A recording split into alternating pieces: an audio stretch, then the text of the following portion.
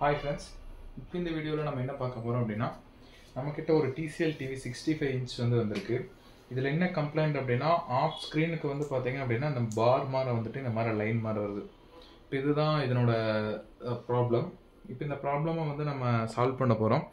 Full வீடியோவும் பாருங்கள், அப்போ தான் நம்ம சொல்ல வர்றது என்ன அப்படிங்கிறது தெரியும், இது எப்படி சால்வ் பண்ணுறோம் அப்படிங்கிறதும் புரியும். சில விஷயங்கள் இதில் நான் காமிச்சிருப்பேன். அதில் உங்களுக்கு வோல்டேஜ் எந்த இடத்துல இருந்து எடுத்து கொடுக்கணும் அப்படிங்கிறது எல்லாமே மைல்டாக தான் சொல்ல முடியும். என்ன இஷ்யூ அப்படின்னா எனக்கு வந்திருக்க இதே ப்ராப்ளம் தான் உங்கள் டிவியில் இருக்கணும் அப்படிங்கிறது நெசசரி இல்லை. அதனால் இது ஒரு மெத்தட், இந்த மெத்தடில் ட்ரை பண்ணலாம் அப்படிங்கிறது மட்டும்தான் நான் இதில் தெளிவாக எக்ஸ்பிளைன் பண்ணியிருக்கு. ஏன்னா நான் காமிச்சிட்டேன் அப்படின்னா நான் பண்ணுறதையே நீங்கள் பண்ணீங்க அப்படின்னா இந்த ப்ராப்ளம் நான் பண்ணுறதுனால மட்டும் இல்லை, உங்கள் இதில் ஏதோ ஒரு இஷ்யூ இருந்துச்சு அப்படின்னாலும், அதாவது உங்கள் டிவியில் வேறு ஏதோ ஒரு இஷ்யூ இருந்துச்சுனாலும் இந்த மாதிரி ப்ராப்ளம் வரும். நீங்கள் தெரியாமல் நான் பண்ணுறதை பண்ணிட்டீங்க அப்படின்னா பேனல் வீணாக போயிடும். அதனால் முடிஞ்ச அளவுக்கு இது ப்ராப்ளம் வந்துச்சு அப்படின்னா இது சால்வ் பண்ண முடியும் அப்படிங்கிறத நம்ம சொல்கிறதுக்காக மட்டும்தான் இந்த வீடியோ மேக் பண்ணியிருக்கோம். அதே மாதிரி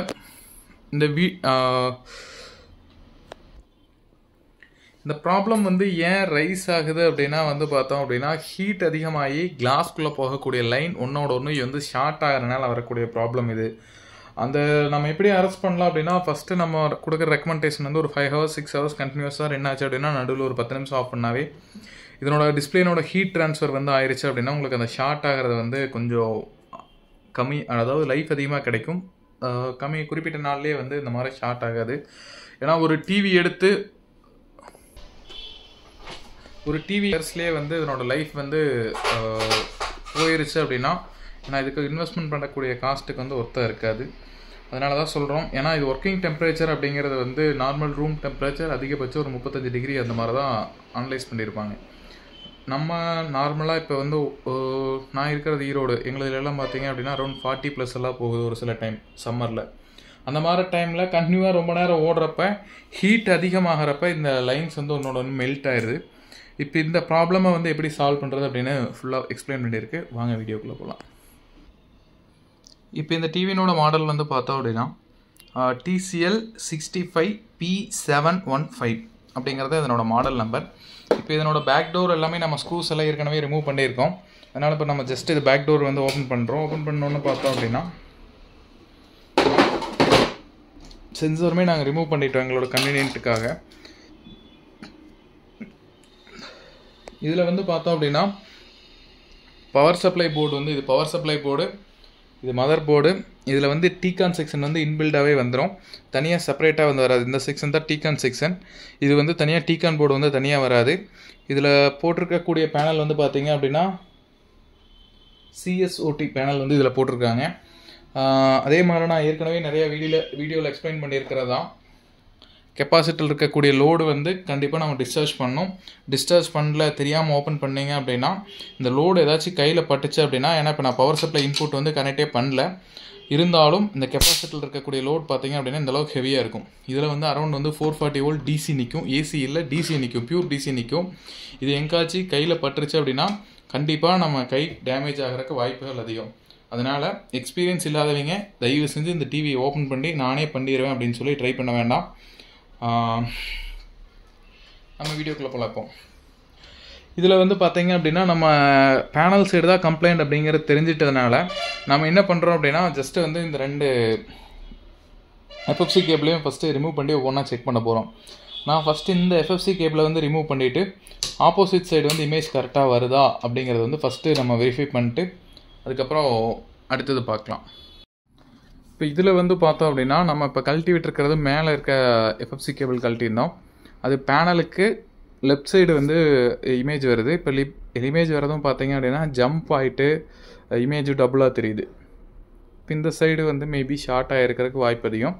இன்கேஸ் இது ஆப்போசிட் சைடும் வந்துருச்சு அப்படின்னா 100% அஷ்யூரன்ஸ் கொடுக்க முடியாது, ட்ரை பண்ணலாம் அந்த மாதிரி தான் சொல்ல முடியும். பட் ஆனால் ஒரு சைடு தெளிவாக ஒரு சைடு இந்த மாதிரி ஜம்ப் ஆகிட்டு இருந்துச்சு அப்படின்னா அது 100% அரெஸ்ட் பண்ண முடியும். நம்ம இப்போ அடுத்த சைடும் இதே மாதிரி கழட்டி விட்டு கனெக்ட் பண்ணி செக் பண்ணலாம். இப்போ நம்ம கீழே இருக்கக்கூடிய கேபிளை கனெக்ட் பண்ணிட்டு மேலே டிஸ்கனெக்ட் பண்ணிட்டு கீழே இருக்கிறத டிஸ்கனெக்ட் பண்ணிட்டு மேலே இருக்க கேபிள் வந்து நம்ம கனெக்ட் பண்ணியிருக்கோம் எஃப்எஃப்சி கேபிளை. இப்போ வந்து நம்ம பவர் ஆன் பண்ணோம் அப்படின்னா நம்மளுக்கு என்ன மாதிரி வீடியோ அவுட்புட் வருது அப்படின்னு சொல்லி பார்க்கலாம். இப்போ இதில் வந்து பார்த்தோம் அப்படின்னா அந்த மாதிரி ஜம்ப் ஆகலை, ப்ளஸ் வந்து நம்மளுக்கு இமேஜ் வந்து கிளியராக வருது. இப்போ இந்த ப்ராப்ளம் வந்து நம்மளால் 100% வந்து அஷ்யூராக அரெஸ்ட் பண்ண முடியும்.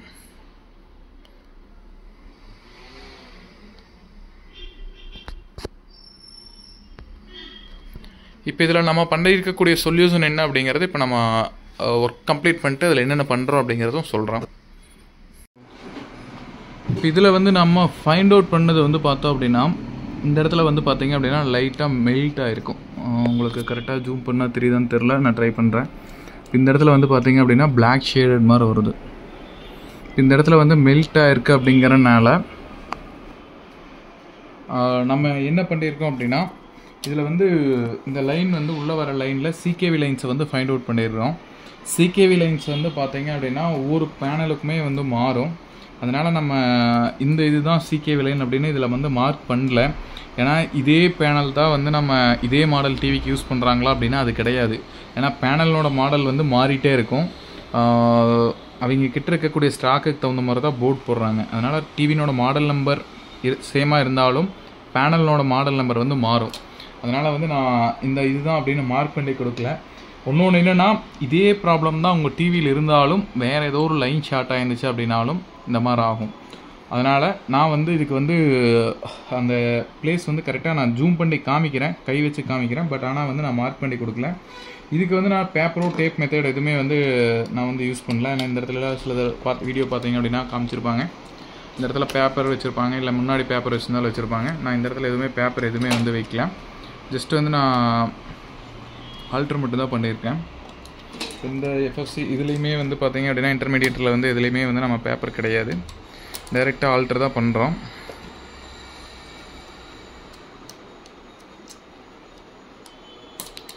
ஏன்னா நம்ம பேப்பர் வச்சுருந்தோம் அப்படின்னா பேப்பர் மெத்தட் அப்படின்னே சொல்லிடலாம். பேப்பர் நாங்கள் வந்து ட்ரை பண்ணுறதில்ல. நம்ம என்ன பண்ணுறோம் அப்படின்னா இதுக்கு முன்னாடி நம்ம வீடியோ ஃபாலோ பண்ணுற எல்லாத்துக்குமே தெரியும். நம்ம சிலதில் வந்து பார்த்தீங்க அப்படின்னா இந்த கார்னர் லைனை ரிமூவ் பண்ணிவிட்டு வோல்டேஜ் கொடுத்துருப்போம். இதில் வந்து பார்த்தீங்க அப்படின்னா இந்த ரெசிஸ்டரில் தான் நம்ம ஆல்டர் பண்ணியிருக்கிறோம். இந்த ரெசிஸ்டர் என்னென்ன அப்படிங்கிறத வந்து நான் காமிக்கல. ஏன் அப்படின்னா இதில் வந்து இந்த இடத்துல இருக்கக்கூடிய ரெசிஸ்டர் தான் ஆல்டர் பண்ணியிருக்கிறோம். சிகேவி லைன்ஸுக்கு வரக்கூடிய ரெசிஸ்டர் தான் நம்ம ஆல்டர் பண்ணியிருக்கிறோம். இந்த ரெசிஸ்டரை நான் ஏன் காமிக்கல அப்படின்னா எத்தனை ரெசிஸ்டர் எடுக்கணும் என்ன அப்படிங்கிறத நான் சொன்னேன் அப்படின்னா அது மட்டும் நீங்கள் எடுத்துக்கிட்டீங்க அப்படின்னா வேறு ப்ராப்ளம் வரும். கரெக்டாக தெரிஞ்சு தான் பண்ணணும். அதனால் நான் இது உங்களுக்கு கரெக்டாக சொல்லலை. உங்களுக்கு வேணும் அப்படின்னா நீங்கள் வாட்ஸ்அப் கொடுங்க, நான் உங்களுக்கு அதில் மார்க் பண்ணி கொடுக்குறேன், நான் உங்களுக்கு அதில் கைட் பண்ணுறேன். அது மாதிரி பார்த்துங்க. ஏன்னா நான் இதில் காமிச்சிட்டேன் அப்படின்னா நீங்கள் அது மட்டும் பண்ணீங்க அப்படின்னா மேபி பேனல் வீணாக போகிறக்கும் வாய்ப்பு அதிகம். வேறு ப்ராப்ளம் இருந்து இந்த இது மெத்தடில் நீங்கள் போட்டீங்க அப்படின்னா வாய்ப்புகள் அதிகம். அதனால் அதை அவாய்ட் பண்ணுறணும் அப்படிங்கிறக்காகத்தான் நான் இதில் வந்து ஃபுல்லாக காமிக்கல. இப்போ இதில் வந்து பார்த்தோம் அப்படின்னா நம்ம ஃபினிஷ் பண்ணதுக்கப்புறம் இந்த மாதிரி வேலை செஞ்சதுக்கப்புறம் நம்மளுக்கு கிடைக்கக்கூடிய வீடியோ அவுட்புட் வந்து பார்க்கலாம்.